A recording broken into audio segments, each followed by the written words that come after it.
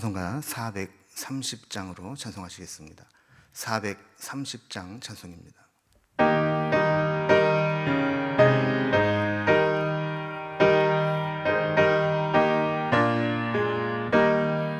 주와 같이 길 가는 것 즐거운 일 아닌가. 우리 주님 걸어가신 발자취를 밟겠네. 한 걸음 한 걸음 주 예수와 함께 날마다 날마다 우리 걸어가리. 어린아이 같은 우리 미련하고 약하나 주의 손에 이끌리어 생명길로 가겠네. 한 걸음 한 걸음 주 예수와 함께 날마다 날마다 우리 걸어가리. 육지 피는 들판이나 험한 골짜기라도 주가 인도하는 대로 주와 같이 가겠네.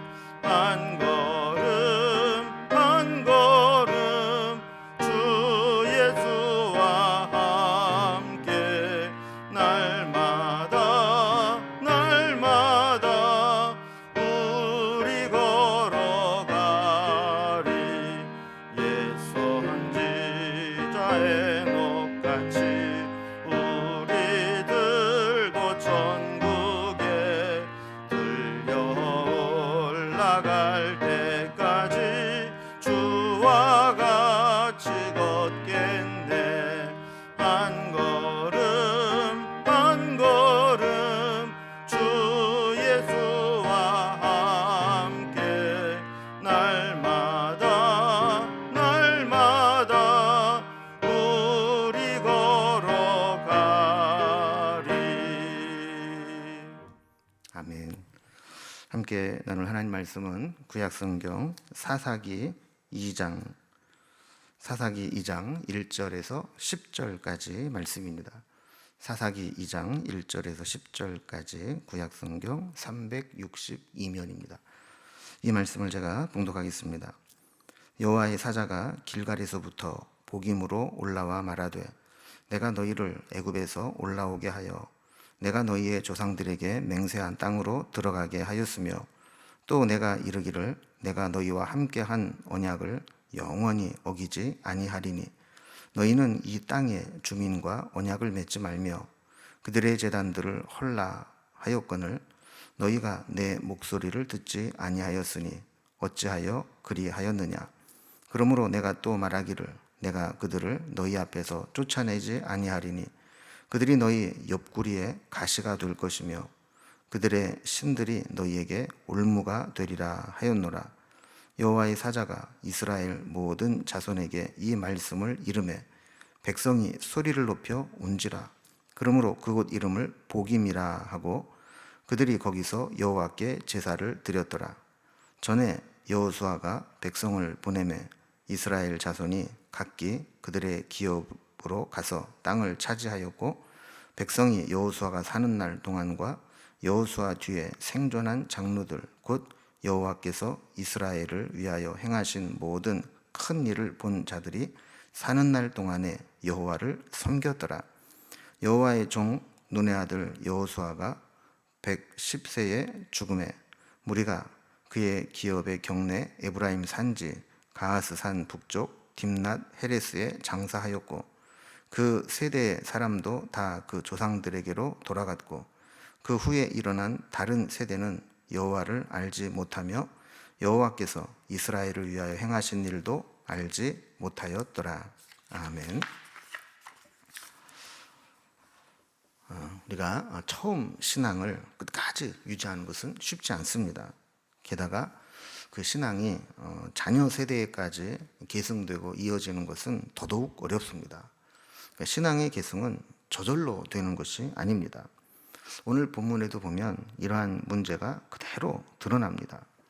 여호수아가 가나안 땅의 대표 거점 도시들을 다 정복하고 땅을 분배한 후에 분배받은 땅에 각 지파별로 들어가서 그곳에 남아있는 가나안 거민들을 다 쫓아내도록 했습니다.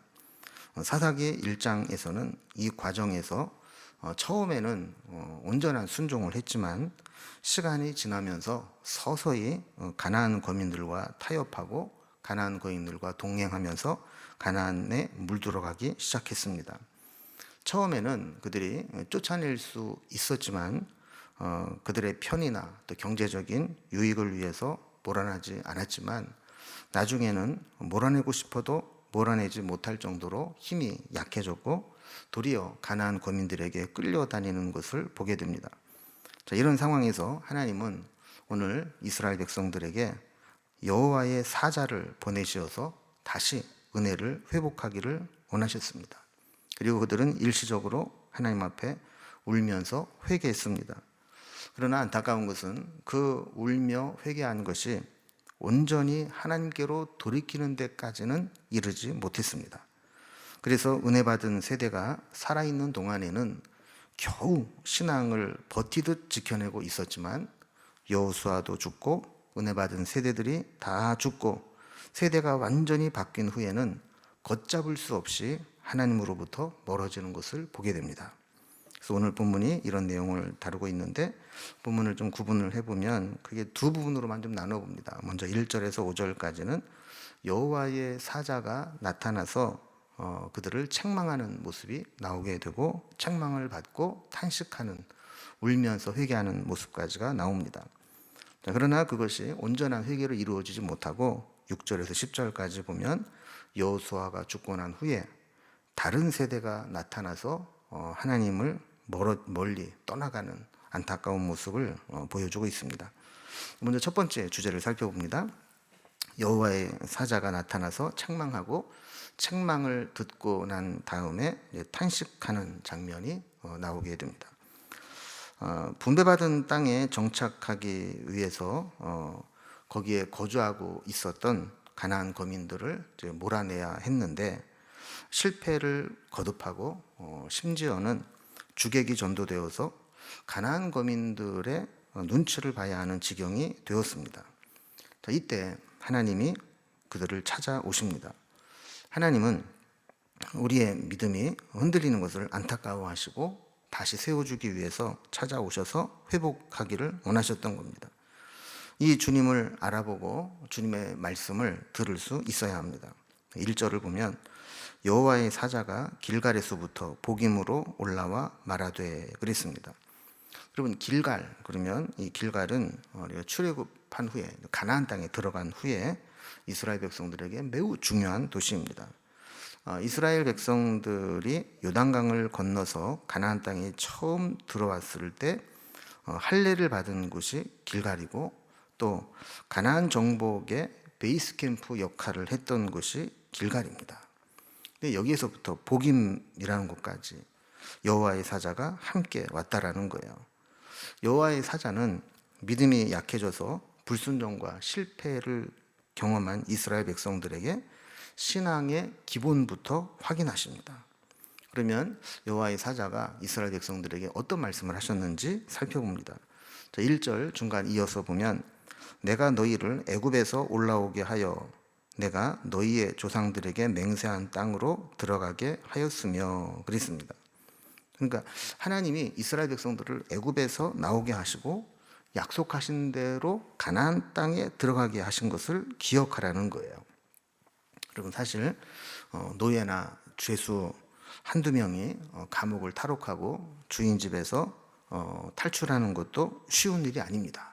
그런데 이스라엘 민족 전체가 한꺼번에 노예에서 해방되어서 출애굽을 하고 광야를 40년을 지나서 가나안 땅에 들어와 그 땅을 차지하게 되었다.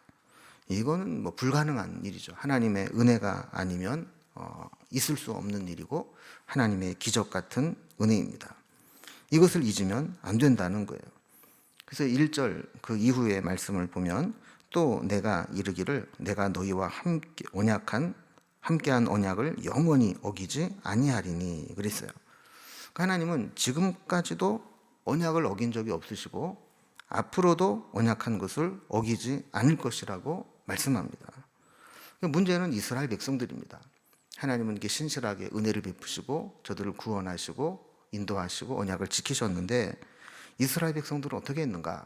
2절에 보면 너희는 이 땅의 주민과 언약을 맺지 말며 그들의 제단들을 헐라 하였거늘 너희가 내 목소리를 듣지 아니하였으니 어찌하여 그리하였느냐 그랬습니다.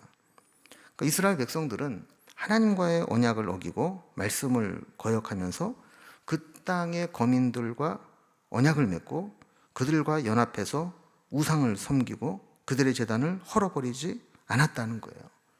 그러니까 죄로 물든 가나안 땅을 하나님의 나라로 바꾸어야 할 사명을 가지고 있는 자들이 오히려 가나안 거민들과 타협하면서 가나안 땅의 죄를 닮아가고 있었다라는 거죠. 여호와의 사자는 지금 이것을 책망하고 있는 겁니다. 여호와의 사자는 단순히 잘못을 책망하는 것에 그치지 않았습니다. 그 결과가 얼마나 처참한 비극을 낳을 것인지를 경고했습니다. 3절에 보면 그러므로 내가 또 말하기를 내가 그들을 너희 앞에서 쫓아내지 아니하리니 그들이 너희 옆구리에 가시가 될 것이며 그들의 신이 너희에게 올무가 되리라 하였노라 그랬습니다. 자, 이스라엘 백성들이 불순종해서 가나안 백성들과 함께 언약을 맺고 타협하고 연합하여 살아가는 그때에 하나님은 그 가나안 거민들을 억지로 쫓아내지 않으시겠다는 거예요. 그냥 놔두시겠다는 겁니다.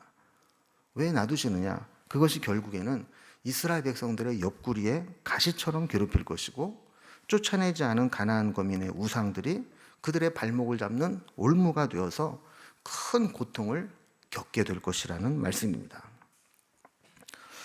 가나안 땅에 들어간 이스라엘 백성들은 가나안 땅에 정착할 때 좀 쉽게 편하게 살기 위해서 항복해 오는 가나안 거민들을 받아주었습니다. 그들을 노역을 부리면서 이용해서 편하게 살아보겠다고 그들을 받아주고 언약을 맺고 함께 살았습니다. 그런데 결과적으로는 그것이 그들을 편안하고 유익하게 했느냐? 아니라는 거예요. 오히려 가시와 올무가 되도록 만들어서 더 큰 고통을 느끼게 하겠다는 겁니다. 그럼 여기에 중요한 신앙적 원리가 나오게 되는데 편하게 살고자 신앙을 양보하고 세상과 타협하면 우리 마음대로 되는 것이 아니고 더 큰 어려움을 만나게 된다는 겁니다. 그러나 처음에 힘들더라도 하나님 말씀에 순종하고 말씀대로 따라가게 되면 그 힘든 고비를 넘기게 되면 그 다음은 하나님이 책임져 주시기 때문에 하나님이 일을 쉽게 해결해 주신다는 거죠. 4절과 5절을 보면 여호와의 사자가 이스라엘 모든 자손에게 이 말씀을 이름해 백성이 소리를 높여 운지라. 그러므로 그곳을 이름하여 복임이라 하고 그들이 거기서 여호와께 제사를 드렸더라 그랬습니다. 그럼 여호와의 사자의 말씀을 듣고 울었다 그랬어요. 하나님의 은혜 그리고 그들의 불순종 그리고 불순종의 결과 이 말씀을 들었을 때 그들은 울었어요. 얼마나 울었는지 그곳의 이름을 복임이라 불렀다 그래요. 복임이라는 지명은 각주에도 나오듯이 우는 자들이라는 뜻을 가지고 있습니다. 그들이 왜 복임에서 그렇게 울었는가? 그것은 아마도 그들이 회개했기 때문이 아닐까 보는 거죠. 그러나 저들이 영적 분위기를 돌이키지는 못했습니다. 여러분 사실 우리도 신앙에 가장 두려운 것이 그겁니다. 어설픈 은혜를 받고 어설픈 회개를 하고 적당히 달라지는 것처럼 보이다가 결국에 결정적인 순간에는 옛 모습으로 돌아가 버리는 것. 이것이 우리의 신앙의 가장 위험한 것입니다. 복임은 지금도 그것이 어디인지 남아있지 않습니다. 그 후에 이스라엘 백성들의 영적 상황이 완전히 회복되지 못한 것을 보여주는 것이죠. 만약에 그들이 정말 그것을 소중하게 여겼고 회개하고 우리가 울면서 돌이켰다면 그 복음이라는 지명을 지금도 쓰고 있었을 거예요. 그러나 그 후에는 그들이 다시 옛 모습으로 돌아가 버렸고 그냥 적당히 은혜 받고 적당히 회개하고 적당히 옛 모습으로 돌아가 버리고 끝나버리고 만 겁니다. 여러분, 참된 회개는 감정적인 차원에서 한번 울었다, 이게 중요한 게 아니고 우리의 삶이 완전히 달라져야 됩니다. 단순한 후회가 아니고 우리의 삶의 모습이 완전히 변해야 그게 회개라는 것을 보여주는 겁니다. 자, 두 번째 이제 주제가 정말 중요한 내용입니다. 여호수아가 죽고 다른 세대가 나타났다라는 겁니다. 여러분, 여기에서 중요한 사건 하나 언급하는데 여호수아가 죽었다는 거예요. 8절과 9절을 보면 여호와의 종 눈의 아들 여호수아가 110세의 죽음에 무리가 그의 기업의 경내 에브라임 산지 가앗산 북쪽 딥낫 헤레스에 장사하였고 그랬습니다. 그럼 처음에 우리가 사사기를 시작할 때 사사기 1장 1절에서 사사기의 배경을 설명하면서 여호수아가 죽은 후에 이렇게 시작한 것을 살펴보았습니다. 자, 그런데 오늘 본문에 보면 또다시 여호수아의 죽음을 언급합니다. 110세에 죽었고 딥낫 헤레스에 장사했다라는 겁니다. 특별히 여호수아가 여호수아서와 여기가 좀 다른 게 뭐냐면 여호수아서에는 늘 이 여호수아를 부를 때 모세의 시종, 모세의 수종자라고 표현했습니다. 그런데 그가 죽을 때 모든 사명을 마치고 죽을 때에는 여호수아를 부르면서 여호와의 종 눈의 아들 여호수아가 이렇게 평가하는 것을 보게 됩니다. 여러분, 우리도 우리의 인생 마지막에 어떻게 평가받고 어떻게 불리느냐 하는 건 참 중요하겠죠. 그러니까 신앙이 자라지 않고 늘 남의 뒤에서만 이렇게 있는 모습이 아니라 우리도 신앙이 성장하고 중요한 사명을 감당하면서 마지막 우리 인생의 마무리할 때에는 각자가 다 하나님의 종으로서의 사명을 잘 감당하고 하나님의 종이라는 평가를 받는 것이 중요합니다. 자, 그러면 왜 여호수아의 죽음이 중요하냐? 이스라엘 백성 역사 가운데 여호수아의 죽음을 전후로 해서 엄청난 영적인 분위기가 달라졌기 때문입니다. 6절을 보면 전에 여호수아가 백성을 보내매 이스라엘 자손이 각기 그들의 기업으로 가서 땅을 차지하였고 그랬습니다. 이스라엘 백성들이 믿음으로 순종해서 가나안 땅에 들어갔을 때에는 그 땅을 쉽게 차지하게 되었다는 거예요. 또한 7절에 보면 백성이 여호수아가 사는 날 동안과 여호수아 뒤에 생존한 장로들 곧 여호와께서 이스라엘을 위하여 행하신 모든 큰 일을 본 자들이 사는 날 동안에 여호와를 섬겼더라 그랬습니다. 어떻게 보면 이들은 신앙의 1세대들입니다. 직접 하나님의 은혜를 경험하고 신앙을 체험한 생생한 신앙이 있는 세대입니다. 그들이 있는 동안에는 믿음이 흔들릴 때도 있고 실수할 때도 있었지만 여호와를 잘 섬겼습니다. 다행스러운 일입니다. 그런데 그들이 실패한 것이 있습니다. 신앙을 다음 세대에 계승하지 못한 것입니다. 자기는 믿음을 지켰는데 자녀들에게 그 믿음을 이어주지 못했습니다. 자녀들에게 땅은 기업으로 남겨줬는데 신앙을 전수해주지 못했습니다. 그래서 10절에 보면 그 세대의 사람도 다 그 조상들에게로 돌아갔고 그 후에 일어난 다른 세대는 여호와를 알지 못하며 여호와께서 이스라엘을 위하여 행하신 일도 알지 못하였더라 그랬습니다. 저는 이제 사사기 전체의 말씀 중에서 가장 심각하게 받아들여야 될 말씀이 오늘 말씀이 10절 말씀이라고 생각을 합니다. 우리는 어떻게 하든지 자녀들에게 세상적인 풍요로움과 물질적인 유산을 더 남겨주려고 우리 인생의 에너지와 힘과 물질을 다 사용합니다. 그게 잘못된 게 아닙니다. 할 수만 있다면 자녀들에게 더 좋은 것, 더 많은 것 남겨주는 것. 그래서 쓸데없는 고생하지 않고 좀 편하게 쉽게 살 수 있도록 해주는 것. 이것이 부모의 마음일 겁니다. 그러나 여기에만 머무르면 안 된다는 겁니다. 물질과 세상적인 것만 물려주려고 하다가 정작 중요한 신앙을 물려주지 못하게 되었을 때 우리 다음 세대는 우리와 다른 세대가 된다라는 것이죠. 우리와 신앙도 다르고 가치관도 다르고 삶의 목적도 다르고 인생을 살아가는 모습도 다른 완전히 다른 세상 사람이 되고 만다는 겁니다. 결국 그들은 부모들이 남겨준 물질을 가지고 세상에 취하고 우상을 섬기고 하나님으로부터 멀어져서 영적으로 소통되지 않고 단절된 자들이 되고 맙니다. 하나님의 축복의 통로가 우리 자녀들 세대에 막혀버리고 그들은 신앙에서 떠난 자들이 될 수 있습니다.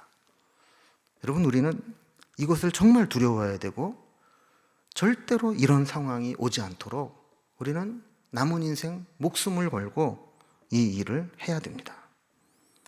우리의 가정의 자녀들도 그리고 우리 교회의 다음 세대들도 우리 사는 날 동안에는 교회에 나와주고 신앙생활하는 것처럼 그렇게 보여줄지 모르지만 우리가 죽고 난 다음에도 그들이 다른 세대가 되지 않도록 여전히 하나님을 섬기고 여전히 하나님의 주시는 은혜와 복을 누리며 살아갈 수 있도록 정신을 바짝 차리고 우리의 신앙을 계승해야 합니다.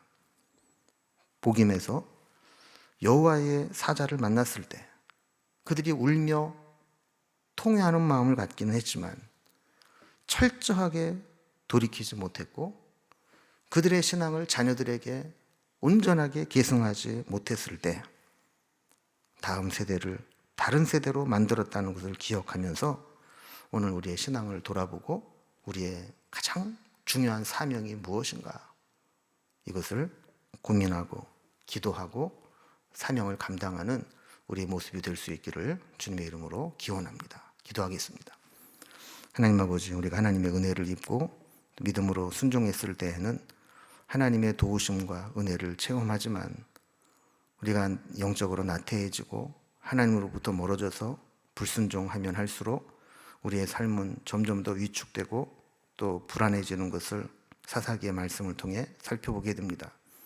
하나님은 그들을 찾아오셔서 그들의 믿음을 세우기 위해서 복임에서 그들을 만나 주셨지만 그들은 잠깐 울며 통회하는 것으로 끝났고 그 신앙으로 겨우 자기 신앙 유지하고 끝났던 것을 보게 됩니다. 그들이 온전히 변화하지 못하고 그 자녀들에게 신앙을 계승하지 못했을 때 그들이 다 죽고 난 이후에 다음 세대가 다른 세대가 되어 하나님으로부터 멀어지고 세상의 자녀들이 되어버린 것들을 보게 됩니다.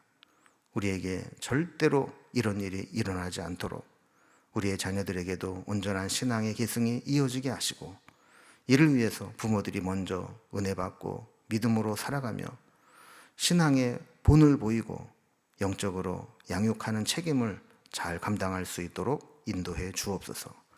땅을 기업으로 남겨주는 것보다 신앙의 유산을 남겨주는 것이 더 귀하다는 사실을 깨닫고 이 일에 우리의 남은 인생을 걸고 살아갈 수 있도록 인도해 주옵소서. 우리의 가정에 주실 은혜와 축복과 믿음의 계승을 주님께 부탁드리며 예수님의 이름으로 기도드리옵나이다. 아멘. 각자의 기도 제목들로 자유롭게 기도하시겠습니다.